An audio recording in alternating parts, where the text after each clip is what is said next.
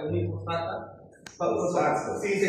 fosfato sintetasa 1 se va a convertir en carbonil fosfato, y aquí es donde entra la parte que nos importa para esta parte de la exposición, que es donde actúa la ornitina transcarbamilasa, la cual va a convertir este carbonil fosfato en citrulina. Igual esta citrulina tiene un aspartato, mediante el alquinino-succinato sintetasa se va a convertir en alquino-succinato, mediante el alquino-succinato se va a convertir en arginina y se va a liberar un fumarato, el cual se va a ir a la cadena carbonatada, o sea, el ciclo de Krebs, ¿no? Esta quinasa, que es una hidrolasa, esta quinina la va a convertir en urea, y en ornitina, la ornitina va a regresar a la mitocondria para continuar con el ciclo otra vez, ¿no? ¿De qué ciclo vas a hablar? De la ornitina transcarbamilasa. ¿El número? ¿Qué enzima es? ¿Qué número de enzima de que actúa? La número 2. El número 2. ¿De la primera nadie va a hablar? No estoy... No. Listo, vamos a la segunda.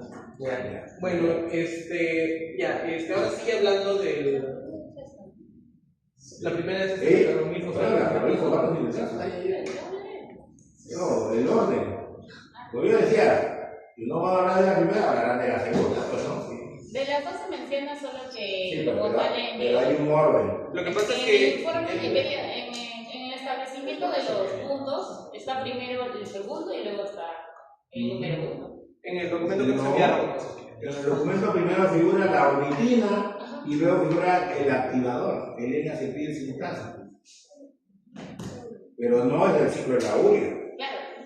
El N-acetil glutamato sintasa no es encima del ciclo de la urea, pero sí participa en la formación del activador, que es otra cosa. ¿Ok? Ya. A ver, seguimos, Fernández. Él nos va a hablar de la segunda enzima. Muy bien. Bueno, esta condición viene a presentarse un déficit que, para decir unas palabras generales para ir introduciéndonos, esta condición afecta principalmente al afecta al cromosoma X, el cual va a afectar y va a dificultar la urogénesis, y algo que se menciona dentro del artículo que encontré es que esta condición no es que se presente simplemente por una mutación genética, ¿no? Sino que se puede presentar en distintos lugares, lo cual va a generar esta condición, ¿no? Se puede usar pruebas genéticas, pero no siempre son exactas, por eso a veces se suele optar por pruebas bioquímicas. Siguiente, por favor. Ya ahora sí, hablando, la déficit de ornitina transcarbamilasa, como mencioné, es un déficit relacionado con un problema en el cromosoma X, afectando la orogénesis, y es el tipo de condición que afecta más al ciclo de la urea.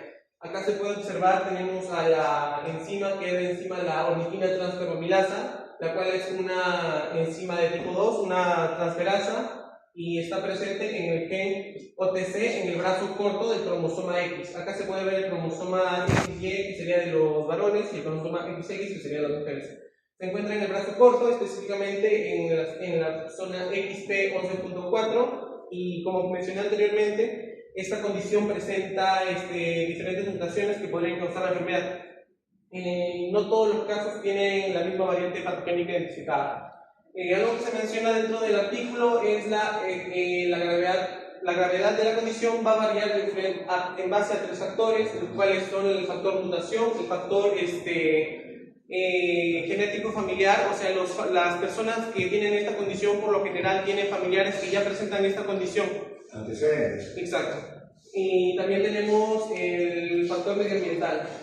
Dentro del artículo se nos menciona que hubo un estudio en Japón, el cual presentaba más o menos una cantidad de 523 variantes, las cuales no son todas porque aún hasta la actualidad se siguen detectando algunas, de las cuales pueden ser por cambio de sentido, cambio de categoría, de elecciones y cambios de sentido. ¿Una elección qué es? No sabría exactamente, porque en sí lo que voy a abordar acá es la parte bioquímica, entonces una elección es la pérdida de un fragmento grande del cromosoma. ¿Quién podría hacer eso? Ellos son del área radiológica, ¿no? Estamos hablando de cromosomas sexuales, ¿no? XY, ¿no? tus gónadas, ¿no? La radiación. La radiación. Así que, a cuidarse, chicos. Ustedes son del área de radiología. ¿Con qué radiación van a trabajar? X principalmente, rayos X, ¿no? Entonces, él está hablando de problemas por antecedentes. Ay, ya, mi familia, mi abuelo, todos pasaron por esto, también me va a tocar a mí, de repente, ¿no? Pero también está hablando de mutaciones, algo que se puede presentar al azar. Pero lo otro es ya una exposición. ¿Correcto? Si tú estás hablando de varios factores que están involucrados a eso. Generalmente se transfiere, ¿correcto? Se transfiere, ¿no? Sí, dentro de la totalidad de los casos se nos menciona en el artículo que del 36 al 60% de los casos presentes de esta condición son por una enfermedad hereditaria. Bueno, dentro de la prevalencia se nos menciona a diferentes países, los cuales voy a mencionar. A nivel mundial la prevalencia estimada es del déficit de medicina transcarmilasa era 1 a 14.000 y de 1 a 80.000. Dentro de los países se nos menciona así, a lo general les puedo mencionar que Estados Unidos es el país que tiene una mayor cantidad de personas con esta condición, y ustedes dirán, pero ¿por qué? Si acá vemos que, por ejemplo, en Italia es de unos 69.000 y en Estados Unidos es de unos 3.000. Básicamente es por la cantidad de población, ¿no? La cantidad de población de Estados Unidos es mucho mayor a la de Italia, entonces por eso, ¿no? Más cantidad de personas pueden tener esta condición. La oroquina transcarminasa, como se mencionó anteriormente, es la condición más común en el ciclo de la urea. Y bueno, ya no mencioné esto, ¿no? Recordar que como está asociado con el cromosoma X, es una enfermedad ligada al sexo. Entonces, ¿quiénes son? Se presenta con mayor frecuencia en los varones. En las mujeres se puede presentar, pero no se agrava tanto por el hecho de que pueden tener un cromosoma X que sí funciona y el otro no. Entonces, se pueden presentar algunas condiciones como, si mal no me acuerdo, se mencionaba un poco de retardo mental, por lo mismo de que en sí funciona la enzima, se puede procesar el amoníaco para poder convertirlo en urea, pero no en la cantidad normal, entonces aún se podría ver. En el caso de las damas, van a actuar como portadoras, ¿no? Ojo que un cromosoma X va a estar funcional. ¿Qué significa eso? Que tiene el gen que codifica la enzima, pero el otro es el que tiene el defecto genético. Una mujer portadora que se case con un varón sano, no portador, obviamente, ¿qué sabemos? Ya va a haber un 50% de probabilidad de tener hombre o mujer, ¿correcto? Puede tener una hija sana, XX, ¿no? El cromosoma sano de la dama se junta con el cromosoma sano del varón, el X, y tenemos una niña. Puede darse el caso que el cromosoma sano de la mujer se junte con el Y del varón, pero puede darse en otro caso, ¿no? De que el cromosoma que lleva el defecto genético se asocie con el cromosoma Y del varón. Vamos a tener un niño, pero con la deficiencia enzimática. Por eso es lo que está indicando su compañero, que los varones son los que generalmente tienen la enfermedad. Por eso padecen la enfermedad. En tanto que la mujer prácticamente no sufre nada, dependiendo de cómo esté la actividad enzimática también, ¿no? Pero generalmente ellas no sufren eso, ¿no? ¿Ok? ¿Qué más? Bueno, continuando, se nos menciona, tal cual como ya se ha reiterado, esta enzima es una enzima fundamental en el ciclo de urea, la cual va a convertir el amoníaco en urea soluble en agua, y su falla provoca hiperamonemia. Amonemia, ¿ya? La cual es la acumulación de amoníaco en... Ahí hay que tener cuidado con el término. ¿Es amoníaco o es amonio? Amonio. Amonio. En química ustedes han visto que el amoníaco es NH3, ¿correcto? Cuando se combina con el agua se forma NH4OH. NH3 es un gas. Disuelto es NH4OH, que es el hidróxido de amonio. Y cuando se disocia se genera amonio.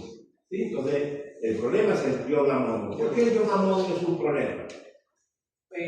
Porque si se acumula en grandes cantidades puede generar edema cerebral, inflamación de los astrocitos. Se acumula abundantemente ¿dónde? En la sangre. En la sangre. ¿Y por qué estaría aumentado en la sangre? Depende, porque quizás puede ser que esté fallando el ciclo de la urea, o puede que la persona haya consumido bastante proteína, entonces ahí entra el ciclo de la urea que debería regular eso, ¿no? Para liberar, cambiar el ion amonio en urea soluble para la posterior excreción, ¿no? Si yo consumo una dieta hiperproteica, voy a tener incremento del amonio. Si es que la enzima no funcionara correctamente. Entonces, ¿dónde está el problema? En la enzima. Pero ¿dónde está el problema? ¿Dónde metabolizamos al amonio? Allá, en el citoplasma, ¿no? ¿Dónde? Citoplasma no, es una enzima. En el hígado, en el hígado. En el hígado. El ciclo de la urea estratégicamente funciona en el hígado. Entonces, si el ciclo de la urea no funciona, obviamente lo que debe llegar al hígado va a afectar al cerebro, ¿correcto? Entonces, normalmente debe de ingresar. Ingresa, porque la primera enzima está funcionando, pero como la segunda no está presente, obviamente el amonio se va a acumular, va a haber acúmulo de carbamilfosfato y va a haber un problema ahí hepático que no va a poder metabolizar. Entonces, el amonio se va a acumular en la sangre debido a que no se va a metabolizar. Entonces el amonio en sangre se eleva, va a haber hiperamonemia. El amonio puede llegar al cerebro normalmente. Cuando tú comes una parrillada, el amonio se eleva. Pero como tu hígado está sano, el 99.9% se va al hígado. Pero el 0.1 que queda se va a ir al cerebro. Y el cerebro, su barrera hematoencefálica puede atravesar ese amonio y la neurona que hace, lo neutraliza. Amonio más alfa-cetoglutarato, ¿qué te va a dar? Glutamato. El cerebro tiene un mecanismo clave para neutralizar el amonio. Pero ¿cuál es el inconveniente? Que sacrifica alfa-cetoglutarato. Pero como es poquito amonio, no hay problema. Pero cuando tenemos el problema de las enzimas del ciclo de la urea en el hígado, el amonio ya no está en un 0.1. Estará en cuánto? 80, 90. Y va a haber más amonio que va a atravesar la barrera hematoencefálica. Entonces el cerebro igualmente va a tener que sacrificar alfa-cetoglutarato. ¿Pero de dónde saca el alfa-cetoglutarato? ¿De dónde proviene el alfa-cetoglutarato? Ciclo de Krebs. Entonces voy a truncar el ciclo de Krebs para bloquear el amonio. Y si no funciona el ciclo de Krebs, ¿qué dejamos de producir? ATP. ¿Y en qué tejido estamos hablando? Tejido cerebral. Y ya tú sabes que al cerebro no le puede faltar energía. Entonces, si al cerebro le falta energía, porque está neutralizando un problema de hiperamonemia, ¿qué va a pasar? Neurodegeneración. Y si hay neurodegeneración, retraso mental, como él mencionó. Tenemos ese problema. Las enzimopatías más drásticas del ciclo de la urea son de las dos primeras enzimas, de la carbamilfosfato sintetasa y de la ornitina transcarbamilasa, porque son las claves para neutralizar el amonio. Entonces, si estas enzimas faltan, va a haber estado de hiperamonemia y por lo tanto vamos a tener problemas de retraso mental, convulsión, va a haber coma y muerte. Entonces, hay un riesgo ahí. La madre, ¿qué va a hacer frente a un niño que recién nace? Porque esta es una enfermedad que lo vamos a ver al momento de nacer. Niño llora, ¿qué le va a dar? ¿La mamá qué le va a dar al niño? Leche. Leche, pues va a tener que amamantarlo. Listo, ¿no? O sea, no es que un niño llora porque se ensució, hay algo que le incomoda, tiene hambre. listo, ¿no? Qué bonito el niño, que esto es las primeras horas, pero después de haber amamantado, metaboliza el niño las proteínas. ¿Y qué va a pasar? El amor se va a elevar. Y el niño va a seguir llorando, llorando. ¿Y la mamá qué va a pensar? Nuevamente tiene hambre. Entonces, se va a agravar el problema por desconocimiento. Porque la mamá, frente al problema del llanto, el niño va a lactar. Y obviamente, cuando lacta, el niño se duerme también, se calma, ¿no? Pero estos niños se van a volver irritables. Y de una forma progresiva, lenta, va a tener retraso mental, convulsión, coma y muerte a las 72 horas. Entonces, obviamente no le debió de dar de lactar, porque la leche que contiene proteínas.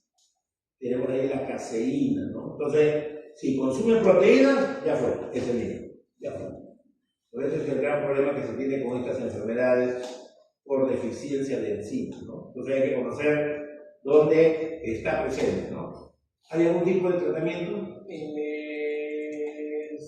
En sí, si mal no recuerdo, en el artículo se mencionaba que había tratamiento, pero era siempre y cuando se detectara a tiempo, porque usualmente en las costas, en los centros de salud, no se tiene esta prueba de cribado. Por lo mismo de que es genético, ¿no? Entonces, si mal no recuerdo, se podía usar no sé si podrías avanzar con él.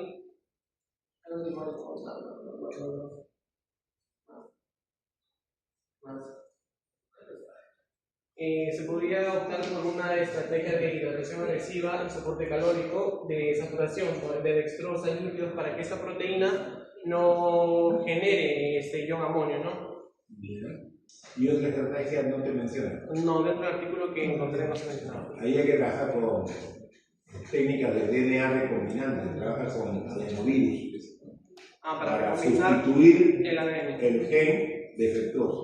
Sí, pero no sería un poco complicado por lo mismo de que esta enfermedad tiene diferentes variantes, entonces tendría que primero encontrar cuál es la variante. Claro, porque una persona que recibe terapia con adenovirus genera un problema de respuesta inmunitaria masiva y al final muere también.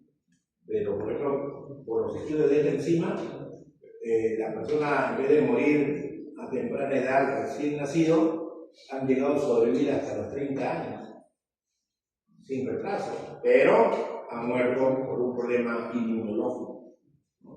Muy bien, prosigue. ¿Retrocede en sus diapositivas? Bueno, continuando dentro del artículo se menciona que es una enzima antigua que está presente no solo en las personas, se encuentra en bacterias, plantas y vertebrados, y esta enzima es fundamental para la homeostasis. Y también se menciona la síntesis de la quinina, de ometina citrulina. No sé si puede regresar a la primera. Si mal no recuerdo, la profesora Soberón mencionó que la quinina es un aminoácido esencial, y al ser un aminoácido esencial no lo podemos obtener de manera propia del cuerpo. Entonces tenemos dos opciones: o consumimos o se puede generar en el ciclo de urea, me parece, y en los niños, en los pequeños, es importante que el consumo de proteínas sea elevado para poder obtener esto, porque la cantidad que puede generar el cuerpo no es suficiente. Es que el ciclo no se cierra. No, pues, no. O sea, lo noté en tu diapositiva, dibujito. Ese es un círculo vicioso, ¿sí? Tiene un inicio y tiene un fin, va dando vueltas. Pero estamos truncando la segunda reacción. Entonces no prosiguen las otras reacciones del ciclo de la urea. Y en el ciclo de la urea se tiene que utilizar la arginina para regenerar la ornitina. Pero como no hemos iniciado el ciclo, no se regenera la arginina. Por lo tanto, tiene que haber un mayor suplemento. O sea, nosotros la podemos sintetizar la arginina, pero frente a la ausencia de esta enzima, no vamos a poderla formar de forma endógena. Por lo tanto, tiene que ver la suplementación, lo que estás indicando. Vamos bien, ¿qué más?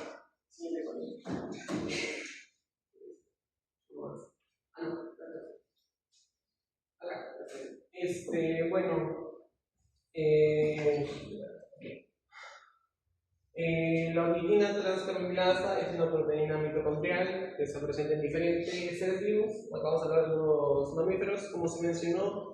En la transformación del ion amonio al posterior ciclo de urea se da dentro del hígado, y acá nos vamos a centrar en la citrulina, que va a ser un subproducto del ciclo de urea, la cual se va a transportar a los intestinos, donde la citrulina va a ser tomada por las células epiteliales para participar en la biosíntesis de aminoácidos.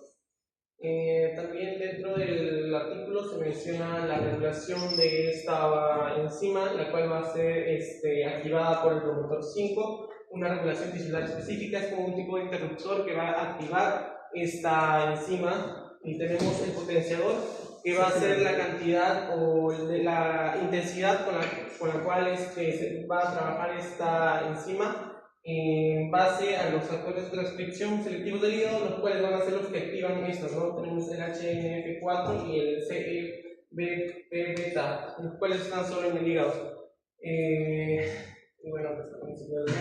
Y bueno, dentro del estado nutricional, si la persona consume más proteína, va a necesitar más de esta enzima ornitina transcarbamilasa. Y como sabemos, más proteína es equivalente a más desechos, a más ion amonio, el cual debe ser transportado al ciclo de urea, ¿no? En historia física tenemos los signos neonatales que se presentan en los bebés recién nacidos son vómitos, taquipnea, letargo en los primeros días de vida. Y como se mencionó, si es que no se controla, lo que va a generar es la posterior muerte del niño, ¿no? No se incluye, como mencioné anteriormente, dentro de los centros de salud no se incluye la prueba de cribado de déficit de ornitina transcarbamilasa, y como mencionó el profesor, se presentan los síntomas de mal humor, estrés, y lo cual conlleva, o sea, toda esta concentración elevada de ion amonio puede llevar hasta un coma y la posterior muerte, ¿no? Las formas clínicas de la ornitina transcarbamilasa tenemos el inicio neonatal severo, que es justamente es el que está presente en los niños varones, ya que al tener solo un cromosoma X, al tener defecto genético de no producir esta enzima, agrava más la situación por la comparación de la mujer, que como mencionó el profesor, puede tener un cromosoma así con el defecto, pero uno funcional. Lo cual podría funcionar como una compensación. Sí, eso. El varón tiene un X nada más. Claro. El Y no tiene ese gen, pero el X lo tiene, por eso nosotros felices y contentos. Con las mujeres hay dos X, ¿no? Claro, el hombre tiene XY y la mujer XY. Así es, ¿no? Las mujeres tienen mayor defensa del amonio con respecto a nosotros, ¿no? Claro, y como usted mencionó, por eso es que las mujeres usualmente son portadoras, ¿no? Y bueno, entre lo que se mencionó es que en los recién nacidos empeora rápidamente de 2 a 3 días por el mismo rechazo. La madre, como sabemos, el bebé solo consume la leche, y la leche tiene proteína, entonces esta acumulación de ion amonio va a generar letargo, convulsiones, y genera una crisis grave de la anemia, la cual va a llevar a una posterior muerte, ¿no? ¿Y por qué ese niño, cuando estaba dentro del vientre materno, no manifestaba eso, ¿no? Porque ahí la madre le proporcionaba la enzima. O sea, sus desechos metabólicos del niño salían del feto, del niño, ¿no? Del feto, claro, hacia la sangre de la madre, y la sangre de la madre iba de frente al hígado, ¿no? El hígado de la mamá nos apoyaba, ¿sí? El problema es acá después del nacimiento, ¿sí? Así es, correcto. Luego tenemos la presentación tardía desencadenante, que es básicamente los síntomas aparecen por factores como estrés, cirugías, infecciones, ayuno o cambios en la dieta, lo que agrava la situación, y esto se presenta en niñas, en mujeres, porque como sabemos en los varones de 2-3 días y ya se nos fueron. ¿Cómo? Así de frío. Ya fueron. Y la niña todavía puede. Todavía, claro. bueno, puede ser por un desencadenante, ¿no? Se puede ser en bebés ya un poco grandes, en niños y en adultos, ¿no? Luego tenemos, lo mencionado anteriormente, la variabilidad en genes heterocigotas que funcionan como portadoras, son asintomáticas, hasta pueden presentar síntomas recurrentes como fallas cognitivas, las cuales ya mencionó el profesor la razón, y tienen a menudo rechazo voluntario a comer proteínas, ¿no?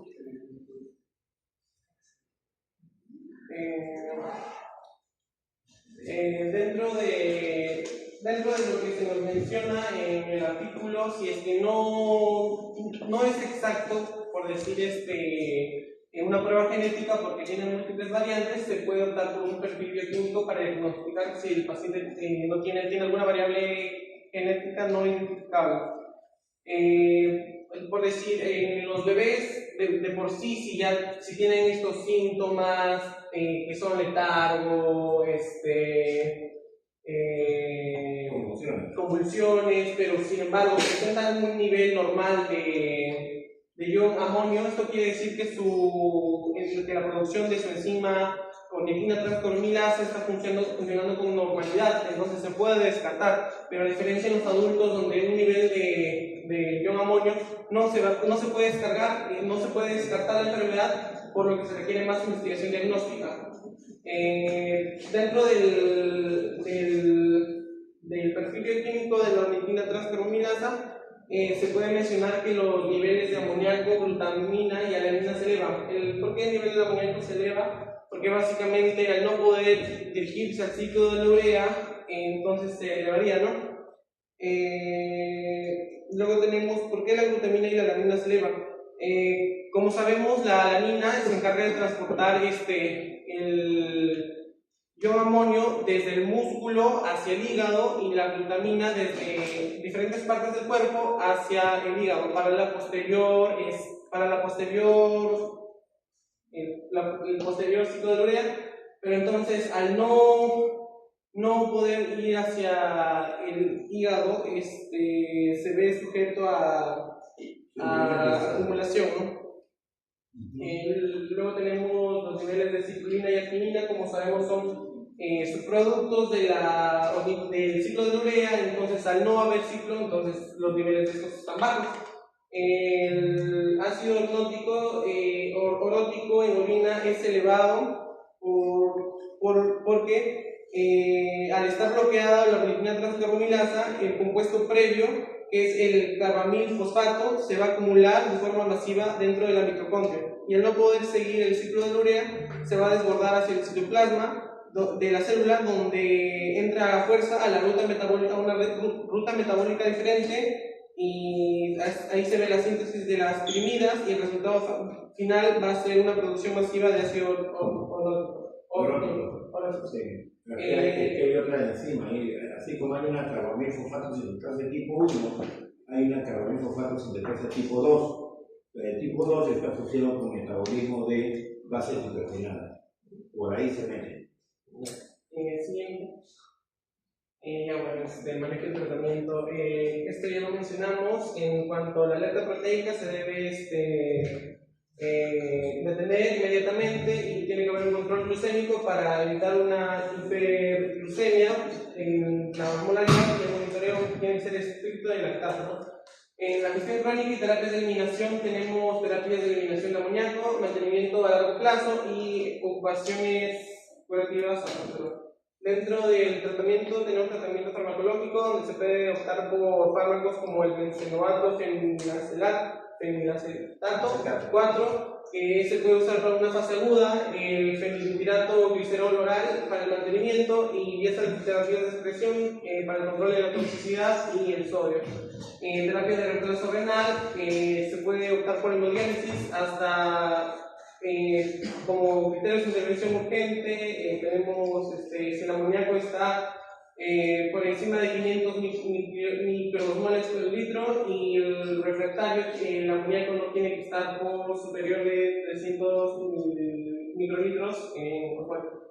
Dentro del mantenimiento tenemos la dieta y la suplementación y el monitoreo bioquímico, y las opciones curativas a futuro vendría a ser una opción curativa definitiva, puede ser un trasplante al hígado, y terapias, como ya mencionó el profesor, las terapias emergentes, que puede ser el uso de un virus para el tratamiento de esta condición, ¿no? Y ya, eso sería todo con mi condición. Gracias, Fernando. Muy bien, muchas gracias. Ya te pregunté bastante, así que tranquila, papaya. No quiero, no. Media hora, no se ha defendido. Muy bien.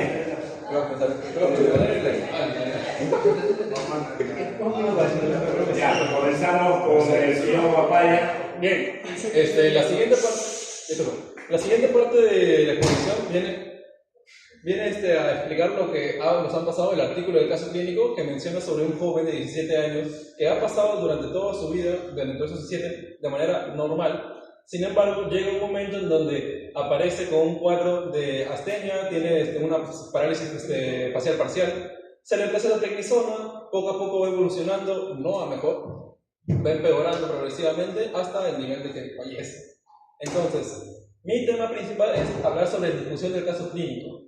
Lo he dividido en 3 partes. Primero, el por qué se ha demorado tanto la enfermedad en aparecer. Eso es lo que han estado debatiendo los médicos del centro hospitalario donde ha estado el caso. ¿Pueden pasar una por favor?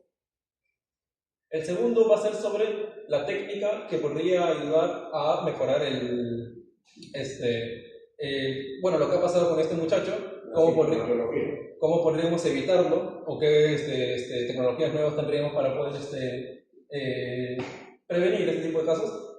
Y por último, un tema de medio debate conocido que es sobre la tecnología y el juicio clínico humano, propiamente, que es ya ahorita lo voy a tocar para que ustedes entiendan completamente. Vuelve lo que...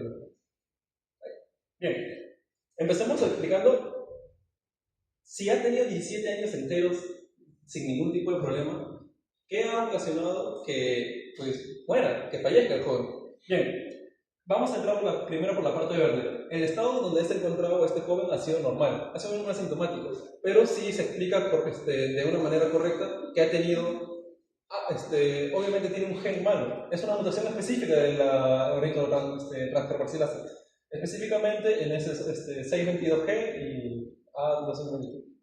Es una mutación específica, sin embargo, esta mutación no es que inhibe completamente ni bloquea al 100%, el trabajo de esta enzima, sino que termina algo llamado actividad residual. ¿Qué significa esto? Que esta enzima mutada ya, con esta actividad residual, sí puede trabajar parcialmente. No es completa, no tiene la capacidad de tal vez resolver el 100% del metabolismo del estado basal, el metabolismo del amoníaco del estado basal del mismo paciente, pero lo mantiene constante. Lo hace con una baja velocidad de conversión al amoníaco, pero lo mantiene. El propósito de esta parte es decir que a pesar del gen mutado, el paciente puede sobrevivir todavía. Pero ¿qué pasó cuando llega este momento a los 17 años? Ha habido desencadenantes. El principal desencadenante ha sido un hipercatabolismo. No se explica exactamente la razón, pero se entiende que puede ser de dos ideas principales. Uno, un ayuno prolongado, que al no consumir ningún tipo de energía, tu cuerpo propiamente va a empezar a catabolizar para generar ATP. Otro, el alto catabolismo muscular, tema de ejercicio físico. Es muy probable que a los 17 años es común que un joven se quiera ver mejor, entonces el tema de ejercicio físico también es propenso a que haya ocurrido en este caso. ¿Pero qué pasó entonces? El equilibrio que mantenía este joven, que ya de por sí era pendiente de un hilo, porque no tenía como tal la enzima de este gen correctamente activada, pues se ve afectada. ¿De qué manera? Le mencioné que el paciente sufrió un cuadro de malestar, también tuvo una parálisis facial periférica y se le prescribe prednisona. A esto se le suma ya la enfermedad que tenía ácida oculta, sumado al efecto de corticoide y a un estado hipertensivo, se sumaron todos estos factores para desencadenar un cuadro de astenia, o sea, una avalancha de amoníaco, puesto que no tenía la capacidad de contenerlo a esta tal velocidad. Es por eso que acá se le presenta que queda amoníaco libre en la sangre. Entonces, el amoníaco ya sabemos que es altamente neurotóxico.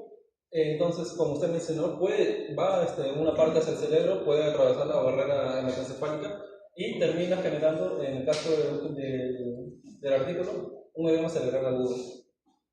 Entonces, lo que quiero llegar acá es explicar cómo pasó que el gen mutado, su capacidad ha sido excedida. No tenía la capacidad de convertir completamente al 100% ese nivel de amoníaco que había entrado, entonces termina siendo insuficiente y termina ocasionando este tipo de reacciones. Este es el resumen, que la mutación que hemos visto es como una máscara, un creen. Este debut tardío solamente ha pasado debido a un acúmulo de factores que han propiciado que su límite, o sea, que ya de por sí era bajo, pero haya sido sobrepasado y que haya provocado una crisis repentina, fatal y no sé si ya. Entonces, luego de mencionar el tema del joven, ya los médicos pasan a un punto que es qué hacer para tal vez mejorar ese tipo de casos o para prevenirlos, sería la mejor palabra. Pues entonces se ha hablado sobre el cribado neonatal universal. Una muestra de gota de sangre en general se pasa para una espectrometría de masa Tanner, y esto ayuda a detectar errores congénitos del metabolismo. Principalmente en este caso, estamos hablando de errores congénitos del ciclo de Laurio. Los niveles que se van a ver más, a pesar de que he puesto 2, es principalmente la citrulina. O sea, han mencionado que tenemos tecnología para este tipo de situaciones. Sin embargo, ¿cuál es el problema? Que tenemos desafíos específicos justamente para la enzima que hemos estado hablando. La imagen de la parte roja menciona un bebé que ya directamente acá sí la enzima no funciona para nada. No es que tenga una actividad residual, sino que no funciona. Su nivel de citrulina es muy baja a lo que debería ser, mientras que el amoníaco es extremadamente alto. Entonces, ¿cuál es el desafío específico que menciona la discusión del caso clínico? Es que no hay tiempo. A veces los resultados de este tipo de pruebas se demoran en llegar. Entonces, antes de que lleguen los resultados, ya probablemente el paciente haya llegado a un cuadro de no retorno o ya directamente haya podido fallecer. Mucho más a un nivel, a una edad tan temprana. Su déficit neurológico va a ser muy marcado. Por eso ese es un desafío para la parte de un bebé que ya directamente no tiene capacidad de esta enzima. Pero ¿cuál es otro? El caso del joven que hemos visto. ¿Qué pasaría si a este joven le hiciéramos la prueba de cribado cuando era un bebé? Podría dar un falso negativo. Le mencioné que tiene actividad residual, o sea, sí funciona. Más o menos, pero funciona, sobrevive. Entonces, en la prueba de cribado podría aparecer la citrulina normal, la arginina normal y el amoníaco no alto, también a un nivel correcto. Entonces, aquí entra la parte de las limitaciones que se encuentran en este punto. Que el argumento a favor para poder continuar con este cribado neonatal es que sí es cierto, posiblemente detecte detección precoz y para iniciar un tratamiento preventivo, evita crisis mortales de manera rápida y puede asesorar a la familia, que es lo que pasó también en el caso del paciente que ha fallecido.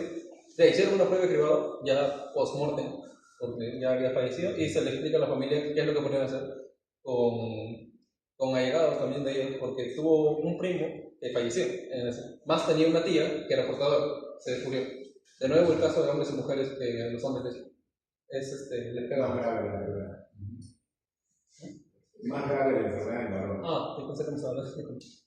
Esos son los argumentos a favor, pero argumentos en contra no sería correcto, serían limitaciones de esta espectrometría de masa de tándem. Es que, uno, se requieren biomarcadores adicionales. Gran parte de la discusión menciona un tema que es un poco más de salud pública, de política sanitaria en diferentes países. El tema de los biomarcadores adicionales depende mucho del centro hospitalario que estés el nivel de centro hospitalario que estés, el país en que estés. Ha mencionado diferentes lugares, tanto de Europa como América del Sur y América del Norte, que hay mucha limitación, mejor dicho, para que correctamente se pueda detectar ese tipo de déficit de ordenina transcarpal. ¿Por qué? Uno, por el tema económico, siempre. Otro, también porque no le dan tanta importancia a este caso o a este tipo de casos, porque su incidencia es rara.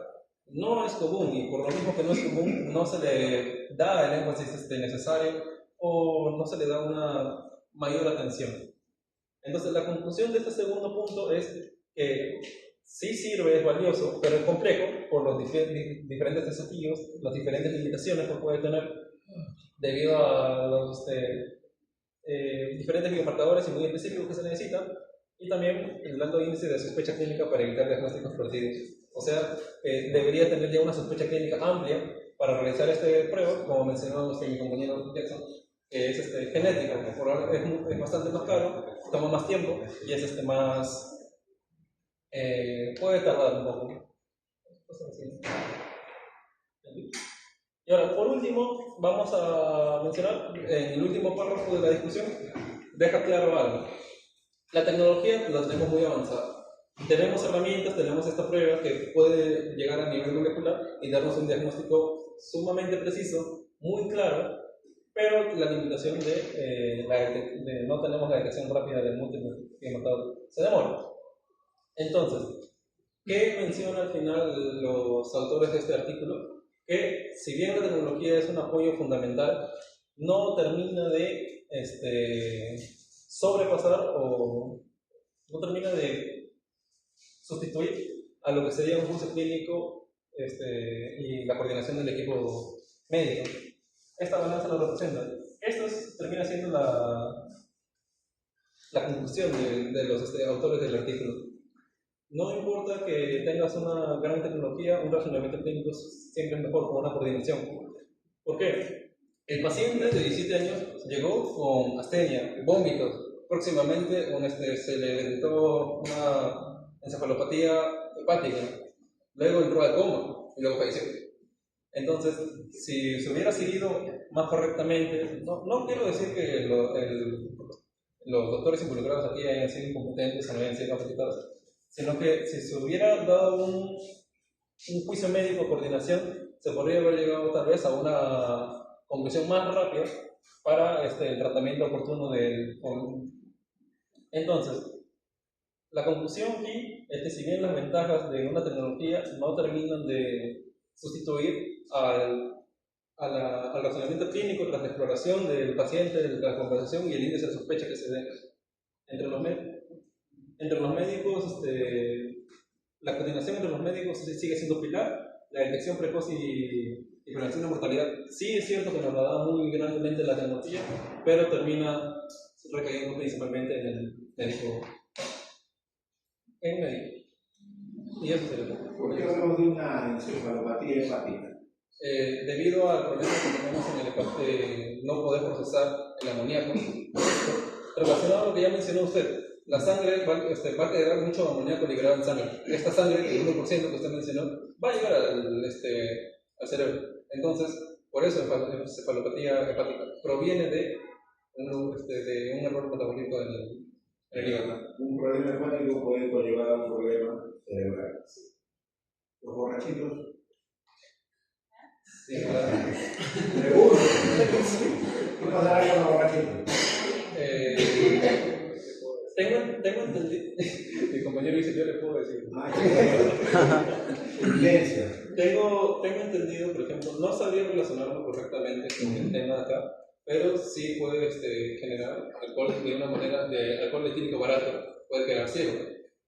Y la visión tiene que ver mucho relacionado con el nervio óptico, relacionado a los usos paragenéricos. Entonces, se nota ahí también como una relación entre una neurodegeneración. Ya. En el caso de los que toman bastante, recuerda que se genera fibrosis hepática.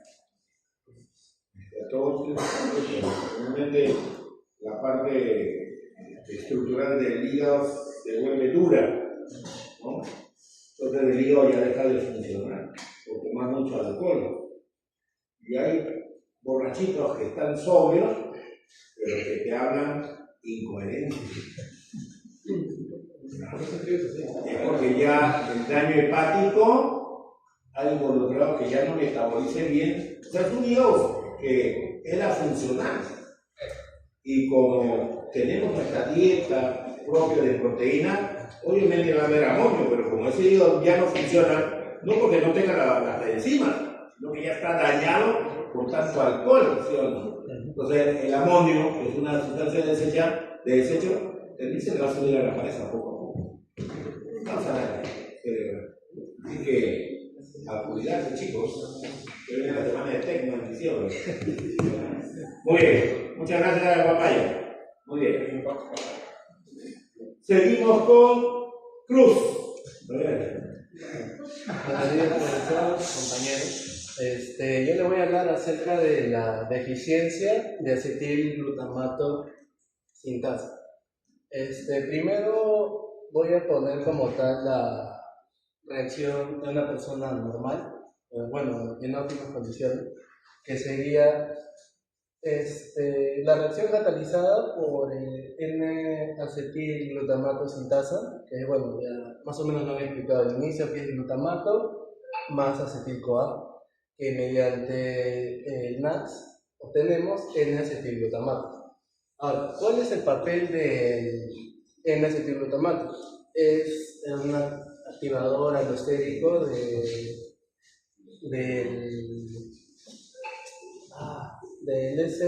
del carbomoil fosfato sintetasa 1. Ahora, acá tenemos el NAX. Esto vendría a ser como un gráfico del activador alostérico, ¿no? El NAC se posiciona en esta zona y logra activar el carbomoil fosfato sintetasa 1. Sin NAC,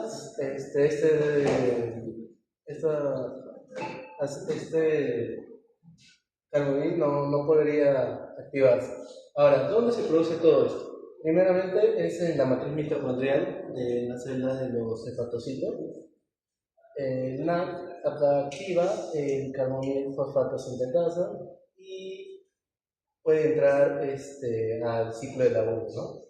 Acá está la localización genética.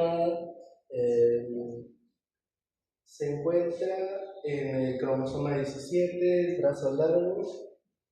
En el cromosoma 17 su brazo largo y en la banda 21 y la subbanda 31. Por lo general es una herencia autosómica recesiva, o sea que necesita que ambos progenitores tengan un problema en este gen. Y se han encontrado más de 80 variantes distintas que están generando problemas en esa parte. Ahora, los hallazgos bioquímicos típicos en condición normal. En la tercera PPT que la voy a presentar, les voy a presentar los valores que no deberían ser. Aquí es que el amonio en sangre se mantiene normal, la glutamina se mantiene normal y por lo general todo se permanece normal. Siguiente. Ahora, les voy a mostrar acerca de la deficiencia de acetilglutamato, todo lo que pasa. Acá tenemos el glutamato más el acetil-CoA. Aquí ya se produce una deficiencia y esto nos trae como consecuencia que el acetilglutamato, el NAC, esté muy bajo. Al estar muy bajo impide la activación del STS1 y por lo tanto no se puede activar el carbomoil fosfato. El flujo de la urea perjudica el flujo de la urea y eleva el amoníaco en sangre generando una hiperamonemia. ¿Cuáles son las consecuencias bioquímicas? La acumulación de amonio, el déficit de urea, disminución de citrulina plasmática, aumento en la glutamina plasmática y podría pasar una acidosis respiratoria. Ahora, ¿dónde ocurre el bloqueo? Acá tenemos lo que es el amoníaco más el CO2 dentro de la matriz, en la matriz mitocondrial. Y aquí, al haberse perjudicado el acetilglutamato sin tasa, no podemos obtener lo que es el N-acetilglutamato, que es el activador del SPC1. Por lo tanto, no podríamos tener carbonil fosfato y perjudicaría lo que es el ciclo de la urea. Y la idea clave acá es que sin NAC, las SPC1 no podría, permanecería inactiva todo el tiempo y no se podría formar carbonil fosfato. El ciclo de la urea, y el ciclo de la urea no podría iniciarse. Y es curioso porque a pesar de que no interviene directamente, o sea, no pertenece al ciclo de la urea, podría perjudicarlo por completo, ¿no? El siguiente BPT. Ahora, la regulación fisiológica del NAC. Como la síntesis de NAC está regulada principalmente por lo que es la arginina. La arginina estimula la actividad del NAC y por vía de activación allostérica, y gracias a esto ya podemos obtener el N-acetilglutamato y todo el proceso como tal, la activación del SPC1 y el ciclo de la urea funciona regularmente. ¿Dónde ocurre el problema? Cuando hay un déficit de arginina. El déficit de arginina, por lo general, es, si no me equivoco, un problema genético, se podría decir. Ahora, ¿cuál sería el tratamiento para esto?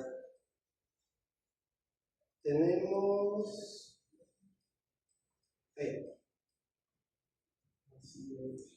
tratamiento específico.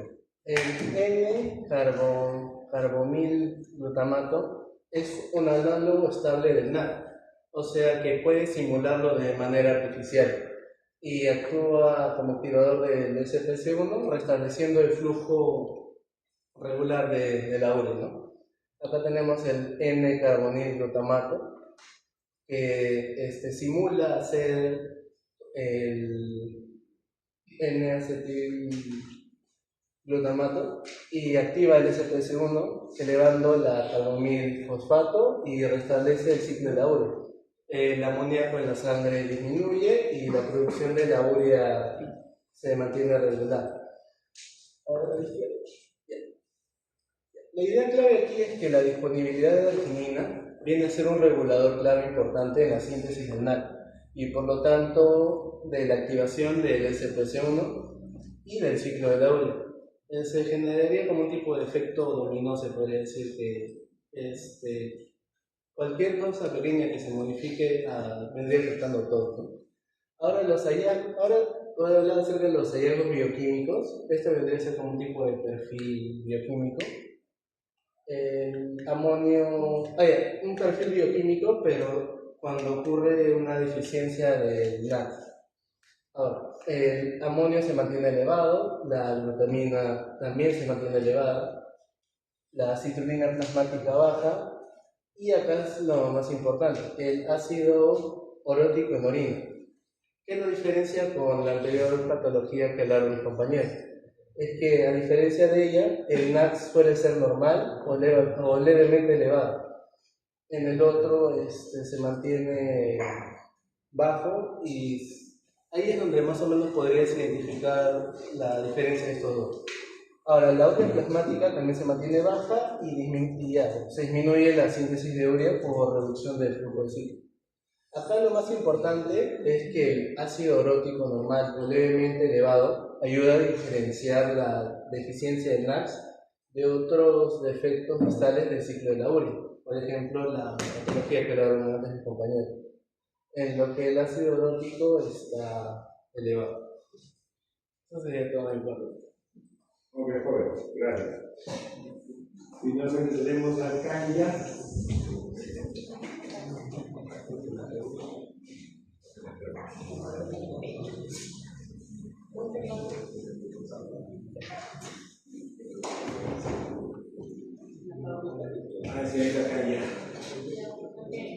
Bueno, yo voy a hablar sobre como tal el caso clínico que se menciona dentro de nuestro artículo y bueno, como primer punto tenemos a nuestro paciente que esta es una bebé recién nacida mujer que tiene 5 días de vida, pesó 2.500 gramos. Y bueno, como tal, sus padres son consanguíneos. ¿Esto qué significa? Que son primos hermanos. Y también como dato curioso es de que son turcos. Bueno, como tal, en base a sus antecedentes, tiene un hermano fallecido, fallecido a los 2 días, a los 2 días de vida, por alguna causa desconocida. Ya, bueno, como tal, en este caso la niña entró a una clínica externa donde encontraron síntomas de succión leve y de hipotonía severa. Ellos sospecharon de una sepsis neonatal como una causa común. Y bueno, a continuación realizaron algunos estudios que son los niveles, unos hemogramas completos, también análisis bioquímicos y gasometría.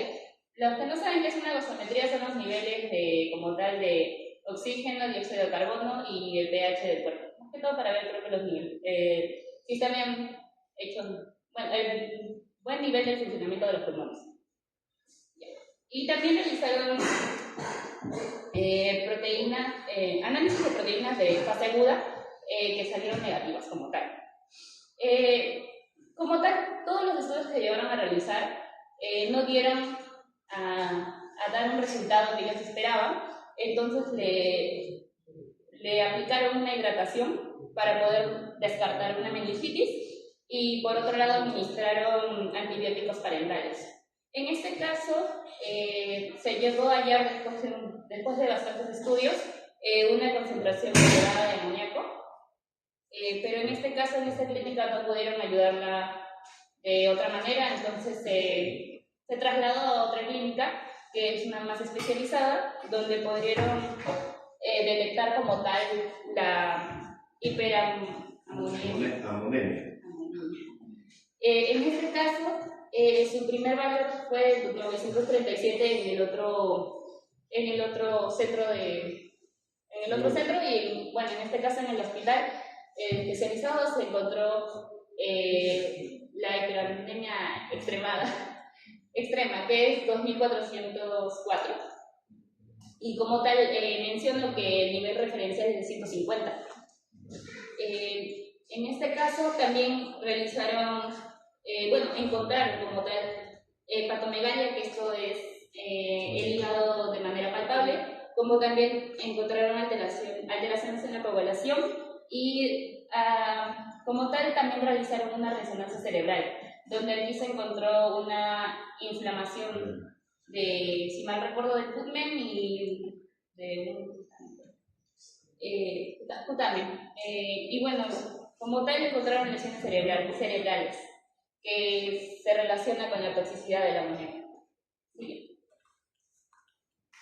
Bueno.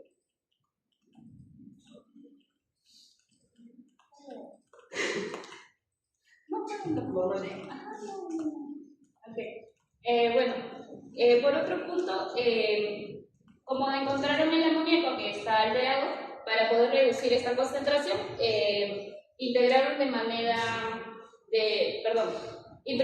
manera de inyección intravenosa al benzoato de sodio, que esta se puede...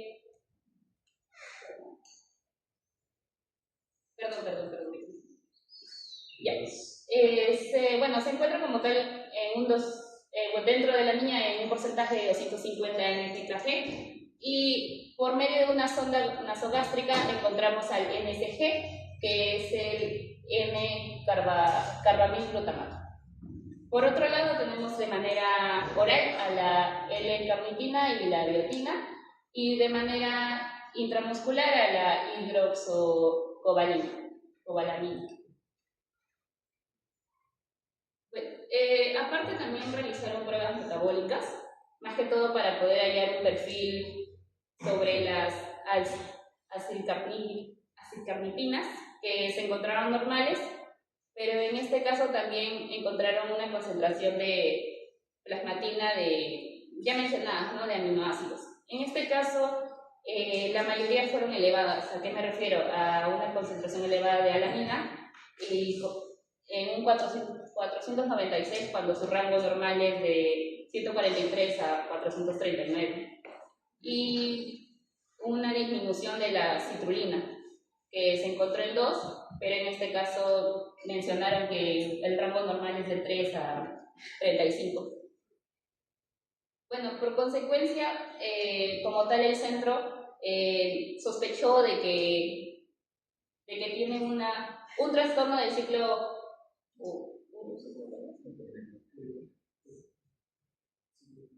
ya es el trastorno, el TCU proximal, perdón, porque se encontró la deficiencia del NGAC, que esto es lo que mencionamos tanto en el artículo, que es el N-acetilglutamato. Y como último punto, tengo que mencionar que al final la niña salió después de 25 días de nacida, con una dieta como tal ya no tiene restricciones alimenticias, solo tiene una reducción de fármacos. En este caso, todos los fármacos que he mencionado se quitaron y solo se redujo como tal el NSG en un 30 miligramos. No recuerdo. Como tal, en base a la discusión y por qué es importante este caso es de que la deficiencia del NPC dentro del ciclo de la urea solo se va a encontrar en un 0.5 a 1% de los casos, entonces es muy raro, pero también nos da como consecuencia lo que ya mencioné, que es la hiperatonemia grave, que esta se puede reducir con depuradores de nitrógeno, que son mencionados el benzoato de sodio. Y bueno, como tal, en base a la deficiencia nos ocasiona un daño cerebral grave. Siguiente. Lo que nos va a enseñar como tal este caso clínico es de que los niños que llegan a los hospitales y tienen síntomas similares a sepsis deberían realizarse pruebas metabólicas, como también una medición del amoníaco. Y la enfermedad que menciono se va a probar en base al ADN, porque todo es hereditario. Sus padres habían sido portadores, en este caso la niña ya lo ha pronunciado, y lo que podría mencionarse o especificarse es de que este tratamiento es específico o se puede tratar de manera exacta con el MSG, y si nosotros realizamos estas pruebas dentro de los hospitales, podría decirse que los niños que lleguen con síntomas de sepsis y se realizan tratamientos en el tiempo adecuado, se puede mejorar y ya no necesitan más que todo sufrir por tantas cosas. Lo que tiene que ver. Acá es importante la parte del diagnóstico oportuno. Así es, ¿no? Las manifestaciones de la enfermedad se van a dar después de las 24 horas o 72 horas, ¿no? Dependiendo del tipo de afección que tengamos de las enzimas del ciclo de la urea. Ojo, hay deficiencia de todas las enzimas del ciclo de la urea, pero la más drástica son las dos primeras. ¿Por qué razón? Porque las dos tienen que ver con la neutralización del amonio. El problema es el amonio, es neurotóxico. Luego, cuando ya el amonio entra al ciclo, ya se convirtió en otra cosa. Ya no hay amonio. Lo estamos utilizando, pero pueden generarse también algunos intermediarios que podrían causar algún defecto. Entonces, dependiendo de la parte diagnóstica, hay tratamientos alternativos y varios de ellos tienen que ver con poder facilitar su eliminación. Como todo está ocurriendo en el hígado, generalmente el hígado es un tejido detoxificador y obviamente estamos detoxificándonos frente a la presencia del ion amonio. Y normalmente, ¿qué hacemos? Frente a la acción del hígado, generar sustancias que sean más polares. ¿Y eso qué permite? Que puedan ser eliminadas por la vía sanguínea y se utilice la función renal para ser finalmente eliminada del cuerpo, ¿no? Cualquier fármaco que tú consumas, generalmente lo botas por orina. El fármaco es algo extraño, ¿cierto? Sí, correcto. Entonces, normalmente lo botamos por orina. El amonio, obviamente, se genera por el metabolismo proteico, pero nuestro hígado va a generar una sustancia de desecho que se llama la urea. Y la urea es una molécula polar que sale del hígado a la sangre y el riñón lo va a filtrar a esa sangre, por lo tanto lo vamos a poder excretar. Esa es la vía normal. Pero ahora, ¿qué problema tenemos acá? Que hay deficiencia enzimática. Al haber deficiencia enzimática está habiendo acúmulo de sustancias no deseables. Y eso está repercutiendo principalmente ¿dónde? Al cerebro, ¿no? Entonces, el diagnóstico oportuno, la medición de ciertos tipos de metabolitos a nivel sanguíneo, van a poder dar el tratamiento también oportuno para evitar de que estos recién nacidos se mueran, ¿no? ¿Correcto? Y bueno, obviamente también se está mencionando de que en algunos casos las enzimas pueden estar con cierta actividad, ¿no? Este joven de 17 que murió, ¿no? Tenía actividad de enzima, pero era baja. Pero como todavía su metabolismo proteico no estaba tan exagerado, los procesos catabólicos no lo manifestaba, pero luego por la actividad física que se menciona por ahí, o por un desarrollo muscular, ¿no? Conllevó a que se genere mayor amonio y se le escapó de las manos, ¿no? Es como cualquiera de nosotros. ¿Tomas alcohol? Sí. Pero a algunos le choca y a otros no le choca, ¿no? ¿Por qué a uno le choca y a otros no le choca? Cantidad de enzima, ¿no? El que tiene mucha enzima, no le pasa nada. Toma, y sigue tomando y no le pasa nada. Porque hay una alta actividad enzimática. El otro tomó una copita chiquita y está haciendo, ya bailando en la fiesta, ¿sí? A usted le choca, porque tiene poca enzima que metabolice. Entonces, el caso clínico que presentaron ahí es algo parecido. Tiene la enzima, pero se expresa poco. Pero como todavía era niño, adolescente, su capacidad metabólica proteica estaba dentro de lo que podía aceptar. Y luego, como creció, desarrolló, obviamente su metabolismo proteico se incrementó y como había poca enzima, se le escapó de las manos. ¿Sí? Entonces, se puede generar esos problemas no a una edad temprana, sino ya a una edad, bueno, como adolescente o adulto, ¿no? No sabemos cómo nuestro cuerpo responda. ¿Ya? Por eso hay que cuidarnos, ¿no? No exagerar, ¿ya? Porque el cuerpo aguanta, pero luego te puede escapar de las manos y luego empezamos con las afecciones y después la salud se viene abajo. Un deterioro, ¿no? ¿Okay? Muy bien, jóvenes. Muy bien, alumnos. Muchas gracias. Bien, son 11:53. ¿Ya?